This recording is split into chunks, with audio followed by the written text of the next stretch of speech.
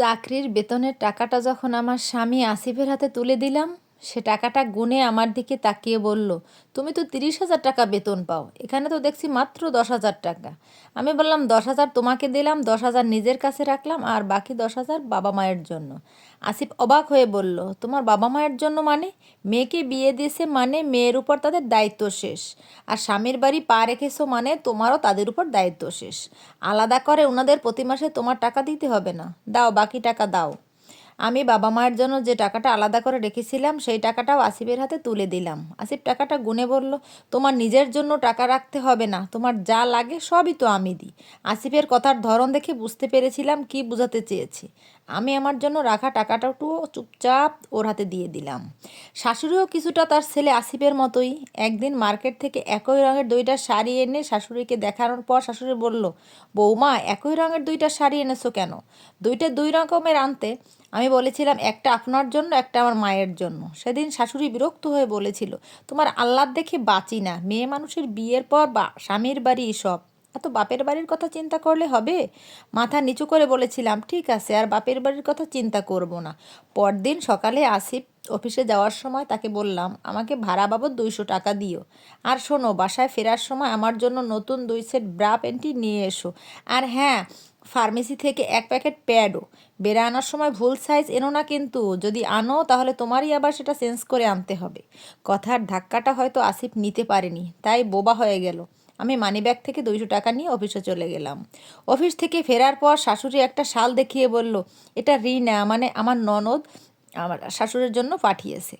কিছুটা অবাক হয়ে বললাম, রিনার তো বিয়ে হয়েছে, সে শাশুড়ির জন্য শাল না কিনে কোন আক্কেলে আপনার জন্য কিনেছে বুঝলাম না। বিয়ের পর শ্বশুরবাড়ি মেয়েদের নিজের বাড়ি, জানি না রিনার এত আহ্লাদ কেন। যা হোক, শালটা আমি নিয়ে গেলাম, পরে সময় মতো রিনার কাছে পাঠিয়ে দিব। কথা বলে শাশুড়ির গা থেকে শালটা খুলে নিয়ে নিজ রুমে চলে গেলাম। কিছুক্ষণ পর অফিস থেকে আসিফ বাসায় ফিরলো। আমি তাকে জিজ্ঞেস করলাম, আমার জিনিস এনেছো? আসিফ মুখ ভোতা করে বলল, না আনিনি। কিছুটা রেগে বললাম, আনোনি কেন?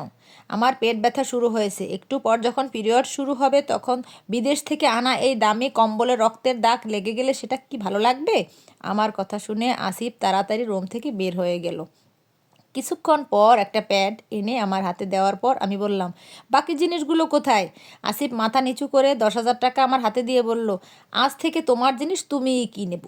মেয়েদের সব জিনিস পুরুষ কিনতে পারে না।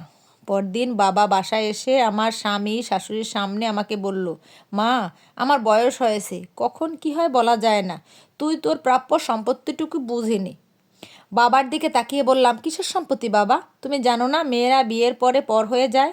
তুমি যেদিন আমাকে বিয়ে দিয়েছো সেদিনের পর থেকেই আমার প্রতি তোমার দায়িত্ব শেষ, আর আমি যখন শ্বশুরবাড়িতে পা রেখেছি তখনও তোমার প্রতি আমার দায়িত্ব শেষ। আমার শ্বশুর শাশুড়ি আমার স্বামী আমাকে সেটাই শিখিয়েছে। বাবা অবাক হয়ে বলল, মা এসব তুই কী বলছিস? আমি বললাম, ঠিক বলেছি বাবা, আমার কিছুই লাগবে না। আসিফ আমতা আমতা করে আমাকে বলল, তুমি আমাদের ভুল বুঝছো, বিষয়টা এমন না। শান্ত গলায় আসিফকে বললাম, তুমিই বলো বিষয়টা কেমন? আমার কি ইচ্ছে হতে পারে না যে মানুষটা আমাকে এত বড় করলো, পড়াশোনা শিখিয়ে যোগ্য পাত্রের সাথে বিয়েও দিল, তার জন্য কিছু করতে? আজ আমি চাকরি করছি সবটা তো ওনার জন্যই। উনি তো চাইতেই পারতেন ওনার মেয়েকে পড়াশোনা না করাতে। আমার বিয়ে হয়ে গেছে বলে ওনার প্রতি আমার সব দায়িত্ব শেষ হয়ে যাবে। মেয়ে বিয়ে দিলেই যদি বাবা মায়ের দায়িত্ব শেষ হয়ে যেত তাহলে আমার বাবা এখানে আসতো না আমার প্রাপ্য আমাকে বুঝিয়ে দিতে। আসিফ আর কোনো কথা না বলে মাথা নিচু করে রইল।